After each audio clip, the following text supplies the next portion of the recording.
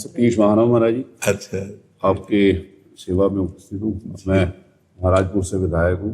अच्छा अच्छा लखी क्षेत्र और सेमसी। अच्छा अच्छा अच्छा। बहुत आपका आशीर्वाद और आपकी कृपा से वहीं से शुरू हुआ था, बालपन हमारा वहीं से शुरू हुआ था। वहीं से फिर गंगा किनारे से ये हरिद्वार और काशी, यही हमारा क्षेत्र रहा।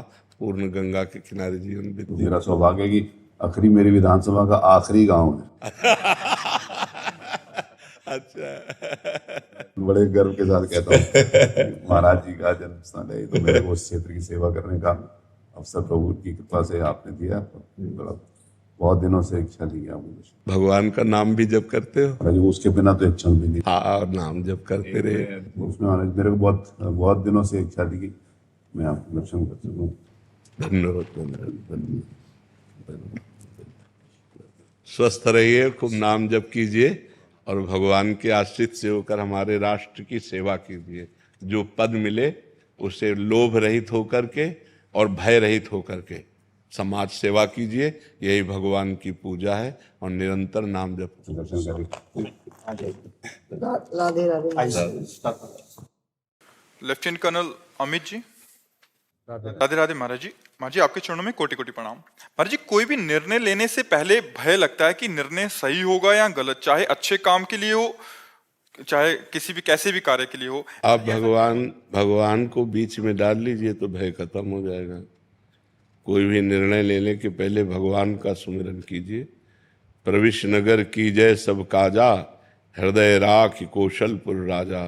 जो भगवान से चित्त जुड़ा होता है वो सही निर्णय देता है और निर्भय होना होता है। और जो केवल अपने से, तो अपने तो भयभीत हो ही जाएंगे।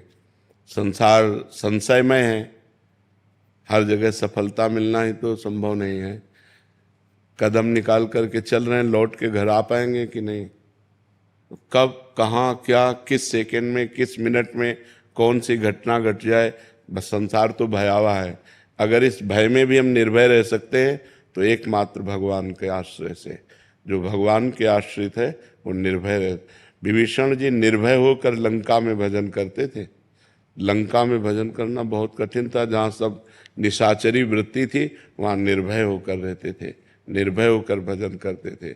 भगवान का आश्रय ही निर्भय कर सकता है।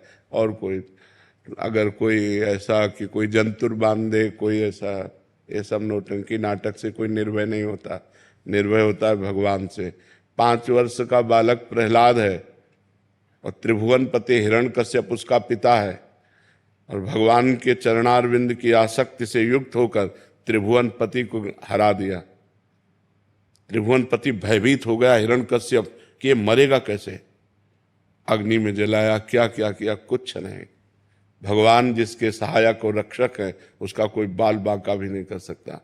18 क्षोणी सेना थी महाभारत की, तो एक टिटहरी पक्षी होता, हम कई बार उदाहरण दिया, उसके अंडे रखे थे। उसने भगवान से पुकारा कि हाँ, इतना भीषण युद्ध होगा, जब बड़े बड़े महारथी मारे जाएंगे तो मेरे बच्चे कैसे बच पाएंगे।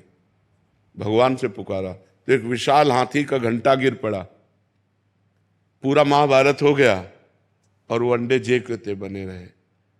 प्रहलाद जी को विश्वास इसी से हुआ था।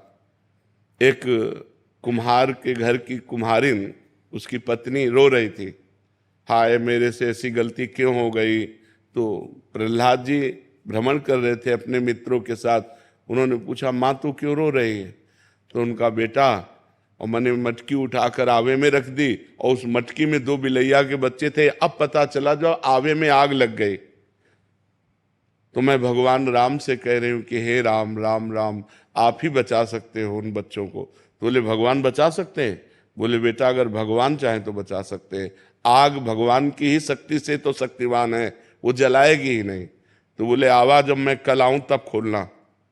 तो प्रहलाद जी जब गए तो खोला, सब मटकी पक गई थी और उस मटकी में आंच भी नहीं लगी थी। बिलैया के बच्चे बच गए। पूरी मटकी ताप से परिपक्व हो गई और उसमें आंच भी नहीं लगी। तो हम उस परमात्मा की शरण में हो, तब जो भय रहित कर देता है, तभी निर्भयता आएगी, अन्यथा बहुत भयावह संसार है।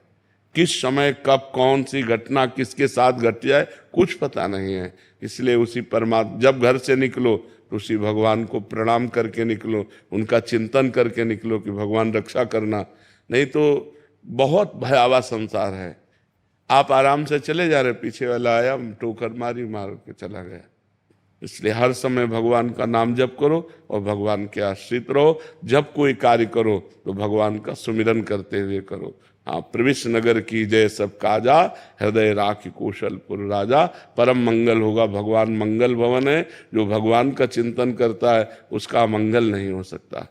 राधे राधे महाराज जी, जैसे आपने बताया कि सुबह उठ के 5 भक्तों के नाम का स्मरण करना चाहिए, ठीक है।